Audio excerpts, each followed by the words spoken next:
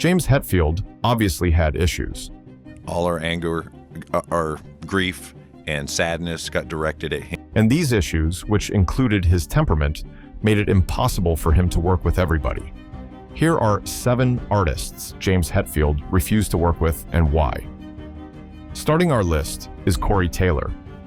If you want to understand why a James Hetfield and Corey Taylor collaboration is the Great Wall of China of metal, something that looks cool but is never ever being crossed, you have to look at James's personal Bible of band ethics.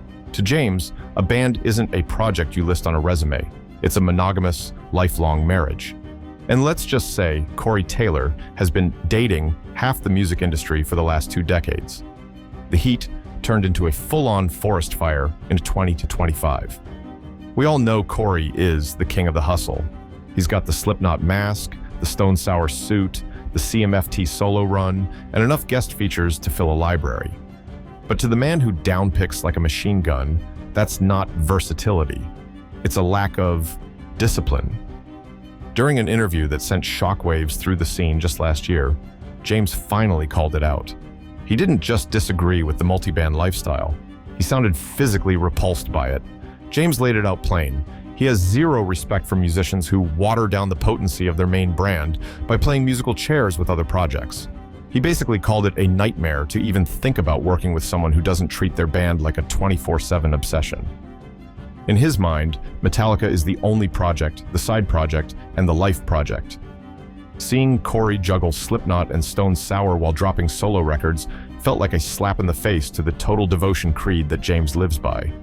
He didn't mince words, essentially stating that he'd never work with Corey because he couldn't trust a guy who has 1 foot out the door at all times. It was a brutal reality check for the great big mouth. While Corey has spent his career defending his need to explore his creativity, James viewed it as a sign of weakness. For Hetfield, if you need a side project, it means you aren't putting enough heart into your main one. This was a clash of 2 entirely different generations of rock. One believes in the all-in cult of the band, and the other believes in the brand of the individual. James chose his side decades ago, and in 2025, he made sure Corey knew exactly where he stood, on the other side of a locked door. But if James Hetfield can't tolerate people with divided attention, this person will let you know how he feels about rock stars playing their role a little too well. Artist number 6 is Axl Rose. If you want to understand why James Hetfield looks at Axl Rose and sees a keep away sign, you have to go back to 19 to 92. This wasn't just a bad tour, it was a collision of 2 completely different galaxies. Metallica lived by a code of military precision. Show up, destroy, repeat. Guns N' Roses, specifically Axl, lived by a code of I'll show up when the moon is in the right phase. For a guy like James, who views a stage as a sacred battleground, that unprofessionalism didn't just annoy him, it disgusted him. The breaking point happened in Montreal, and it's a night that still makes old-school metalheads wince. James was in the middle of Fade to Black when he stepped directly into a 12-foot plume of magnesium fire. We're talking 2nd and 3rd degree burns, skin melting off his arm, and a level of agony most people can't comprehend. Metallica had to bail so James could be rushed to the hospital. This was Axl's moment to be a hero. He could have stepped up, gone on early, and saved the night. Instead, he made 50,000 fans wait for hours while he allegedly did yoga and complained about the backstage food. When Axl finally deigned to grace the stage, he played a handful of songs, complained the monitors sounded shitty, and walked off. That was it. A full-blown riot ensued. Cars flipped, fires started, and Montreal's Olympic Stadium was basically dismantled by furious fans. While James was sitting in a hospital bed with his arm in a sling, Axl was the reason a city was burning. For Hetfield, that was the ultimate sin. He saw Axl as a prima donna who didn't respect the fans or the music. He famously mocked Axl's tour rider on camera later, laughing at the demand for square melons and champagne while Metallica was busy being a working-class thrash machine. Since that smoke cleared, James has treated Axl like radioactive waste. Over the decades, when promoters dangled massive checks for a reunion tour or a Big Two collaboration, James didn't just say no, he shut the door and bolted it. He told Howard Stern that the band stood for everything Metallica hated. Even as recently as 2025, while other legends are doing farewell laps together, the silence between Hetfield and Rose is deafening. To James, Axl isn't just a different kind of artist. He's the guy who let the fans down when the fire was literal. In the world of Papa Het, you don't get a second chance after a disaster like that. Speaking of disasters, artist number 5. Lee Claypool's relationship with Hetfield was very far from it, but that doesn't mean he couldn't be told no. It was 1986, and the air was heavy. A lanky, mohawked kid walked into a rehearsal room and almost turned Metallica into a funk band. The guys were still reeling from the loss of Cliff Burton, and the search for a new pulse was on. Kirk Hammett, being the nice guy he is, called up his old high school buddy, Les Claypool. He figured, hey, Les is a monster on the bass, let's see what happens. What happened was a total collision of worlds. Picture this: James, Lars, and Kirk are standing there in their black denim and leather uniform, mourning a legend. Then in walks Les, rocking a blonde mohawk, baggy skater pants, and 2 different colored tennis shoes. He looked less like a thrasher, and more like he'd just stepped out of a Venice Beach graffiti session. To a guy like James, who lives for military-grade precision and a very specific outlaw aesthetic, Les didn't just look out of place. He looked like a different species. The audition itself was pure comedy. Les, not really being a metal guy yet, didn't realize how massive the Metallica machine had become. At one point, he looked at these 3 stone-faced guys and jokingly asked if they wanted to jam on some Isley Brothers tunes. Total silence, just that legendary Budweiser stare from James. Then they fired up For Whom the Bell Tolls, and Les didn't even realize the intro was a bass part because it was so distorted. He just stood there waiting for the guitars to start, while James looked at him like he had 3 heads. When the dust settled, James gave the most respectful rejection in rock history.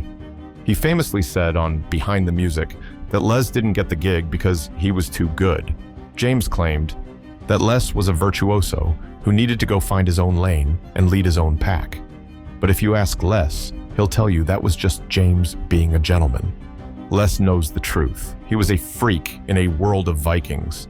James saw a chef who wanted to rewrite the menu, and Metallica needed a soldier who would follow the rhythm guitar into the fire. By saying no, James didn't just save Metallica's sound, he allowed the weird, wonderful world of Primus to exist. But Hetfield didn't always enjoy saying no, especially not to this next artist. If there was ever a match made in a dark, rain-soaked alleyway between Seattle and San Francisco, it was the brotherhood between James Hetfield and Jerry Cantrell.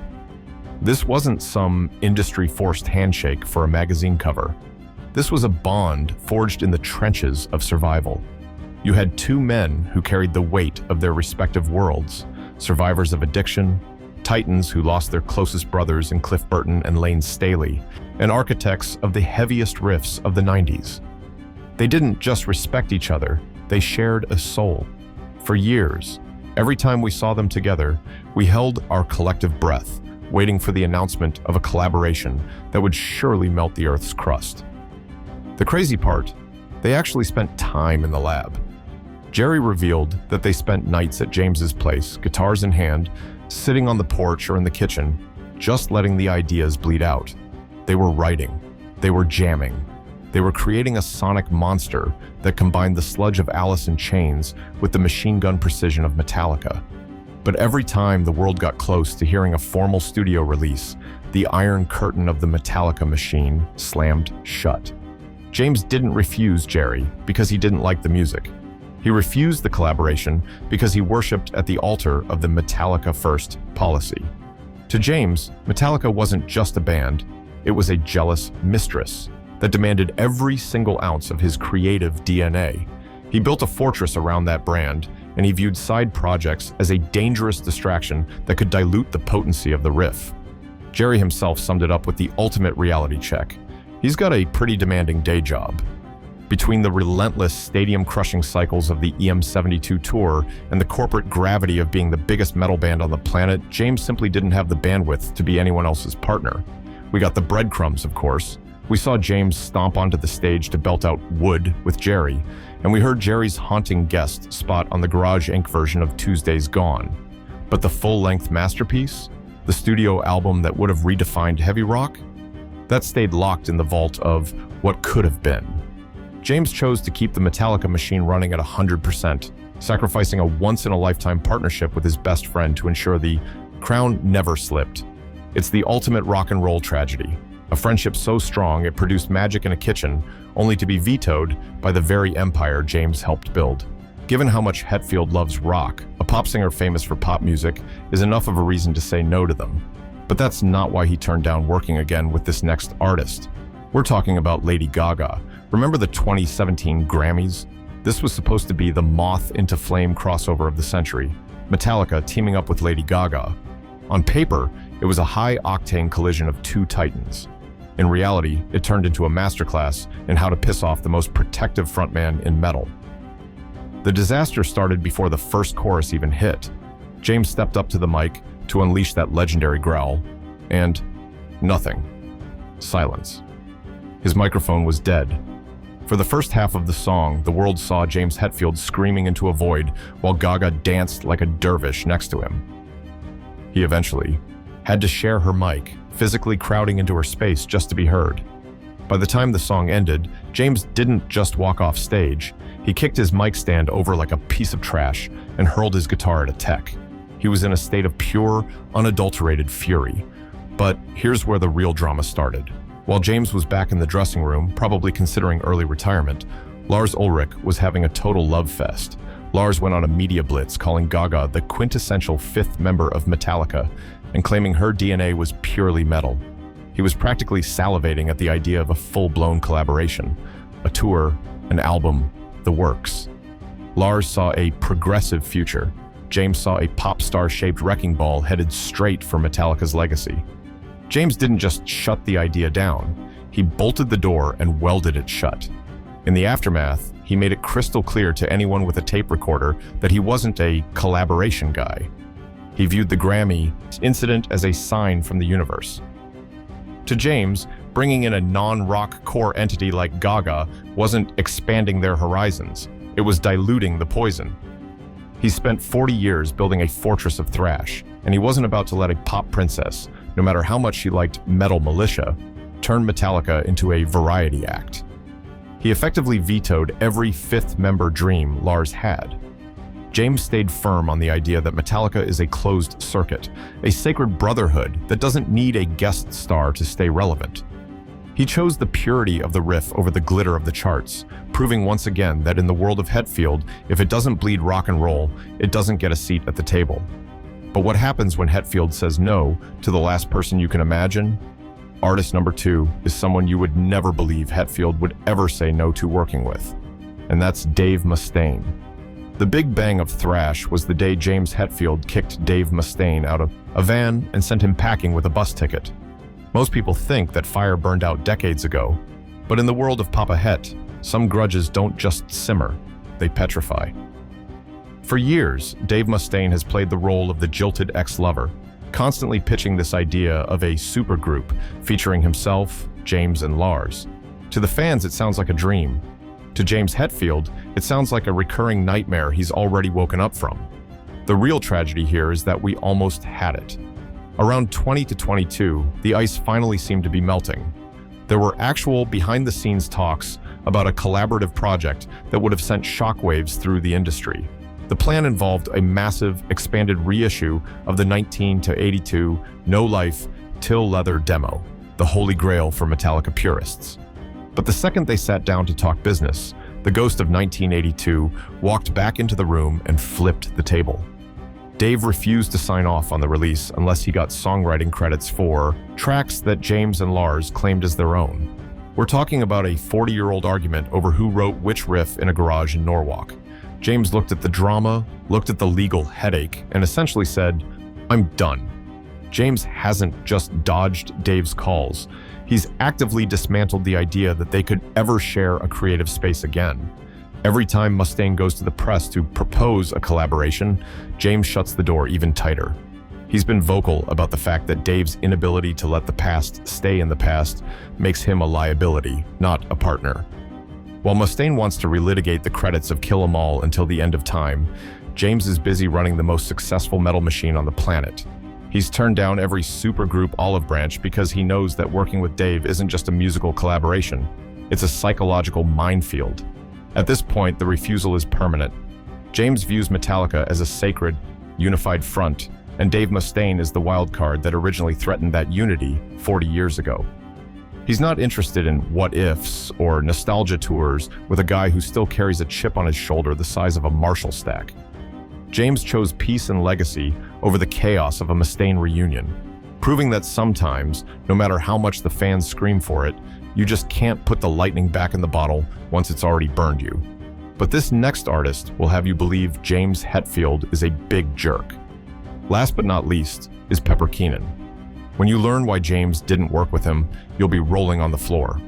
When Jason Newsted vanished into the sunset, the St. Anger recordings are a sonic car crash, and Metallica is hunting for a new heartbeat. Every bass player in the world is lining up for the golden ticket, but one man walks into that room and doesn't just audition. He threatens the entire foundation of the band. I'm talking about the riff lord himself, Pepper Keenan. Now, if you're a real one, you know Pepper from Corrosion of Conformity. This guy doesn't just play music, he breathes fire and southern fried soul. He wasn't just some session guy looking for a paycheck. He was James Hetfield's literal brother in arms. They shared the same grit, the same outlaw energy, and the same obsession with the heavy groove. When Pepper plugged in, the air in the room changed. It wasn't just a rehearsal anymore. It was the birth of a supergroup that could have rewritten the history of the 2000s. But here's the kicker.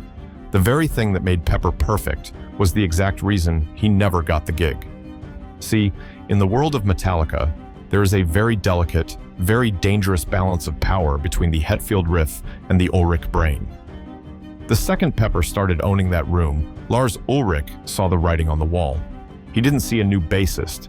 He saw a power imbalance that would leave him on the outside, looking in. This is the story of how James Hetfield had to turn his back on his best friend, not because he wasn't good enough, but because he was too much of a leader to be a follower. There you have it. 7 artists that Hetfield refused to work with, and his reasons? Do you think any of them were valid? Or was he just being too stern? Let us know your thoughts in the comments section. And don't forget to like this video and subscribe to our channel for more like this.